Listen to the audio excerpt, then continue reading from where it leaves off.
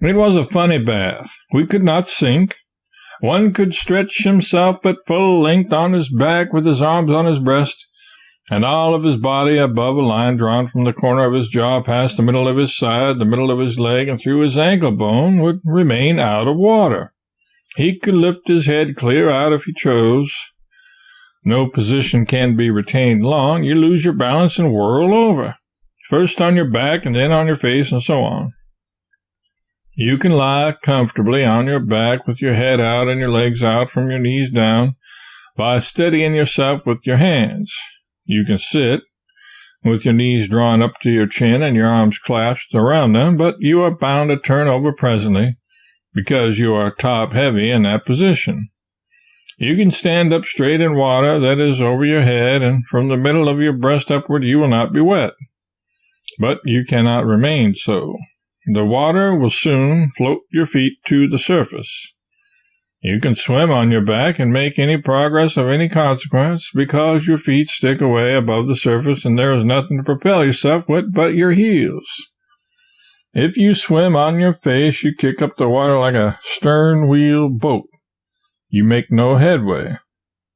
A horse is so top-heavy that he can neither swim nor stand up in the Dead Sea. He turns over on his side at once. Some of us bathed for more than an hour and then came out coated with salt till we shone like icicles. We scrubbed it off with a coarse towel and rode off with a splendid brand-new smell, though it was one which was not any more disagreeable than those we have been for several weeks enjoying. It was the variegated villainy and novelty of it that charmed us. Salt crystals glitter in the sun about the shores of the lake. In places they coat the ground like a brilliant crust of ice. When I was a boy, I somehow got the impression that the River Jordan was 4,000 miles long and 35 miles wide. It is only 90 miles long and so crooked that a man does not know which side of it he is on half the time. In going 90 miles, it does not get over more than 50 miles of ground. It is not any wider than Broadway in New York.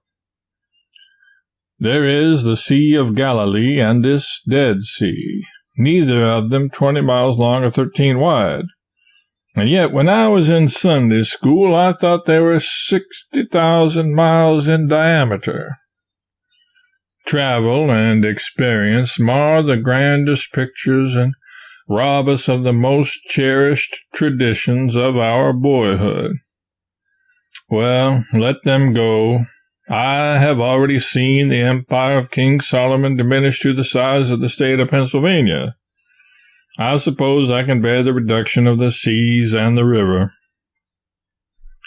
We looked everywhere as we passed along, but never saw grain or crystal of Lot's wife. It was a great disappointment. For many and many a year we had known her sad story and taken that interest in her which misfortune always inspires, but she was gone. Her picturesque form no longer looms above the desert of the Dead Sea to remind the tourist of the doom that fell upon the lost cities. I cannot describe the hideous afternoon's ride from the Dead Sea to Mars Saba. It oppresses me yet to think of it. The sun so pelted us that the tears ran down our cheeks once or twice. The ghastly, treeless, grassless, breathless canyons smothered us as if we had been in an oven. The sun had positive weight to it, I think. Not a man could sit erect under it. All drooped low in the saddles. John preached in this wilderness. It must have been exhausting work. What a very heaven the messy towers and ramparts of vast Mars Saba looked to us when we caught a first glimpse of them. We stayed at this great convent all night, guests of the hospitable priests. Mars Saba, perched upon a crag, a human nest stuck high up against a perpendicular mountain wall, is a world of grand masonry that rises terrace upon terrace away above your head, like the terraced and retreating colonnades one sees in fanciful pictures of Belshazzar's feast and the palaces of the ancient pharaohs. No other human dwelling is near. It was founded many ages ago by a holy recluse who lived at first in a cave in the rock, a cave which is enclosed in the convent walls now and was reverently shown to us by the priests. This recluse, by his rigorous torturing of his flesh, his diet of bread and water, his utter withdrawal from all society and from the vanities of the world, and his constant prayer and saintly contemplation of a skull, inspired an emulation that brought about him many disciples. The precipice on the opposite side of the canyon is well perforated with the small holes they dig in the rock to live in. The present occupants of Mar Saba, about 70 in number, are all hermits. They wear a coarse robe, an ugly brimless stovepipe of a hat, and go without shoes. They eat nothing whatever but bread and salt. They drink nothing but water. As long as they live, they can never go outside the walls or look upon a woman, for no woman is permitted to enter Mar Saba upon any pretext whatsoever. Some of those men have been shut up there for 30 years. In all that dreary time they have not heard the laughter of a child, or the blessed voice of a woman. They have seen no human tears, no human smiles. They have known no human joys, no wholesome human sorrows. In their hearts are no memories of the past, in their brains no dreams of the future. All that is lovable, beautiful, worthy, they have put far away from them. Against all things that are pleasant to look upon, and all sounds that are music to the ear, they have barred their massive doors and reared their relentless walls of stone forever. They have banished the tender grace of life and left only the sapped and skinny mockery. Their lips are lips that never kiss and never sing. Their hearts are hearts that never hate and never love.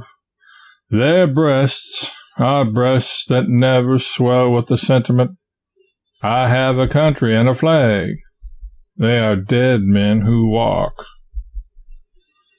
I set down these first thoughts because they are natural, not because they are just or because it is right to set them down. It is easy for bookmakers to say, I thought so-and-so as I looked upon such and such a scene, when the truth is they thought all those fine things afterwards. One's first thought is not likely to be strictly accurate. Yet it is no crime to think it and none to write it down, subject to modification by later experience. These hermits are dead men in several respects, but not in all, and it is not proper that, thinking ill of them at first, I should go on doing so, or speaking ill of them, I should reiterate the words and stick to them. No, they treated us too kindly for that. There is something human about them somewhere. They knew we were foreigners and Protestants, and not likely to feel admiration or much friendliness toward them. But their large charity was above considering such things. They simply saw in us men who were hungry and thirsty and tired, and that was sufficient. They opened their doors and gave us welcome. They asked no questions, and they made no self-righteous display of their hospitality. They fished for no compliments. They moved quietly about, setting the table for us, making the beds, and bringing water to wash in, and paid no heed when we said it was wrong for them to do that when we had men whose business it was to perform such offices. We fared most comfortably and sat late at dinner. We walked all over the building with the hermits afterward, and then sat on the lofty battlements and smoked while we enjoyed the cool air, the wild scenery, and the sunset. One or two chose cozy bedrooms to sleep in, but the nomadic instinct prompted the rest to sleep on the broad divan that extended around the great hall, because it seemed like sleeping out of doors, and so was more cheery and inviting. It was a royal rest we had. When we got up to breakfast in the morning, we were new men. For all this hospitality, no strict charge was made. We could give something if we chose. We need give nothing if we were poor or if we were stingy. The pauper and the miser are as free as any in the Catholic convents of Palestine. I have been educated to enmity toward everything that is Catholic, and sometimes, in consequence of this, I find it much easier to discover Catholic faults than Catholic merits.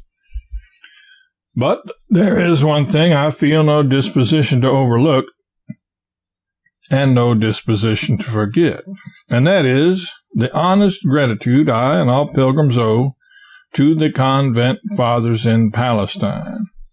Their doors are always open, and there is always a welcome for any worthy man who comes, whether he comes in rags or clad in purple. The Catholic convents are a priceless blessing to the poor. A pilgrim without money, whether he be a Protestant or a Catholic, can travel the length and breadth of Palestine, and in the midst of her desert wastes find wholesome food and a clean bed every night in these buildings. Pilgrims in better circumstances are often stricken down by the sun and the fevers of the country, and then their saving refuge is the convent. Without these hospitable retreats, travel in Palestine would be a pleasure which none but the strongest men could dare to undertake. Our party, pilgrims and all, will always be ready and always willing to touch glasses and drink health, prosperity, and long life to the convent fathers of Palestine.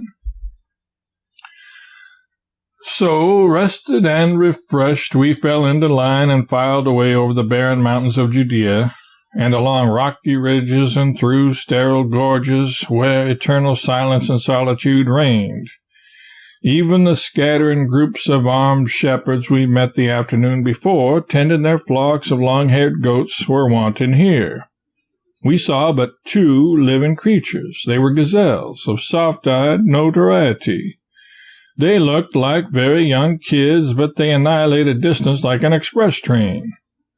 I have not seen animals that moved faster, unless I might say it of the antelopes of our own great plains. At 9 or 10 in the morning we reached the plain of the shepherds, and stood in a walled garden of olives where the shepherds were watching their flocks by night 18 centuries ago, when the multitude of angels brought them the tidings that the Savior was born. A quarter of a mile away was Bethlehem of Judea, and the pilgrims took some of the stone wall and hurried on. The plain of the shepherds is a desert paved with loose stones, void of vegetation, glaring in the fierce sun. Only the music of the angels it knew once could charm its shrubs and flowers to life again and restore its vanished beauty. No less potent enchantment could avail to work this miracle. In the huge church of the Nativity in Bethlehem, built 1,500 years ago by the inveterate St. Helena, they took us below ground and into a grotto cut in the living rock. This was the manger, where Christ was born. A silver star set in the floor bears a Latin inscription to that effect. It is polished with the kisses of many generations of worshiping pilgrims. The grotto was tricked out in the usual tasteless style observable in all the holy places of Palestine. As in the Church of the Holy Sepulchre, envy and uncharitableness were apparent here. The priests and the members of the Greek and Latin churches cannot come by the same corridor to kneel in the sacred birthplace of the Redeemer, but are compelled to approach and retire by different avenues, lest they quarrel and fight on this holiest ground on earth.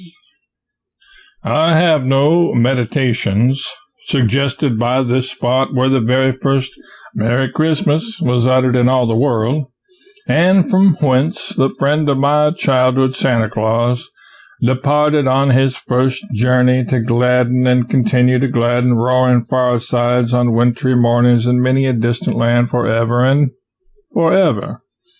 I touch with reverent finger the actual spot where the infant Jesus lay, but I think nothing. You cannot think in this place any more than you can in any other in Palestine that would be likely to inspire reflection. Beggars, cripples, and monks compass you about and make you think only of bucksheesh, when you would rather think of something more in keeping with the character of the spot. I was glad to get away, and glad when we had walked through the grottos where Eusebius rode and Jerome fasted and Joseph prepared for the flight into Egypt, and the dozen other distinguished grottos, and knew we were done. The Church of the Nativity is almost as well packed with exceeding holy places as the Church of the Holy Sepulchre itself. They even have in it a grotto wherein 20,000 children were slaughtered by Herod when he was seeking the life of the infant Savior. We went to the Milk Grotto, of course, a cavern where Mary hid herself for a while before the flight into Egypt. Its walls were black before she entered, but in suckling the child a drop of her milk fell upon the floor and instantly changed the darkness of the walls to its own snowy hue. We took many little fragments of stone from here, because it is well known in all of the East that a barren woman hath need only to touch her lips to one of these, and her failing will depart from her. We took many specimens to the end that we might confer happiness upon certain households that we wot of. We got away from Bethlehem and its troops of beggars and relic peddlers in the afternoon, and after spending some little time at Rachel's tomb, hurried to Jerusalem as fast as possible. I never was so glad to get home again before. I never have enjoyed rest as I have enjoyed it during these last few hours. The journey to the Dead Sea, the Jordan, and Bethlehem was short, but it was an exhausting one. Such roasting heat, such oppressive solitude, and such dismal desolation cannot surely exist elsewhere on earth, and such fatigue. The commonest sagacity warns me that I have to tell the customary pleasant lie, and say I tore myself reluctantly away from every noted place in Palestine. Everybody tells that, but with as little ostentation as I may, I doubt the word of every he who tells it. I could take a dreadful oath that I have never heard any one of our 40 pilgrims say anything of the sort, and they are as worthy and as sincerely devout as any that come here. They will say it when they get home, fast enough, but why should they not? They do not wish to array themselves against all the Lambertines and Grimeses in the world.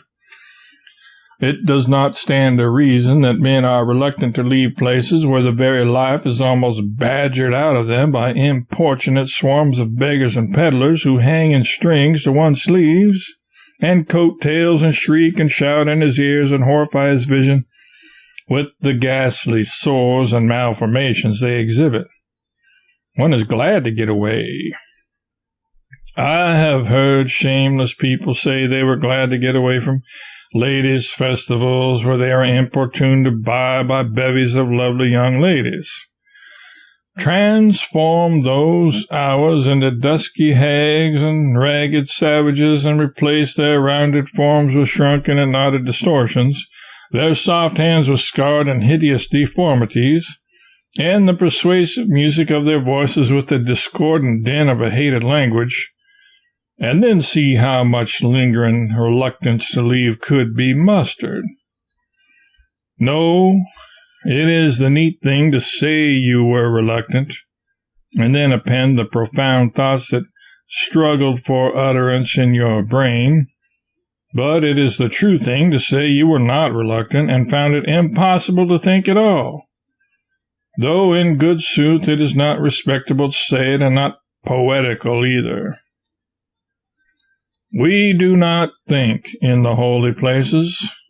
We think in bed afterwards, when the glare and the noise and the confusion are gone, And in fancy we revisit alone the solemn monuments of the past, and summon the phantom pageants of an age that has passed away.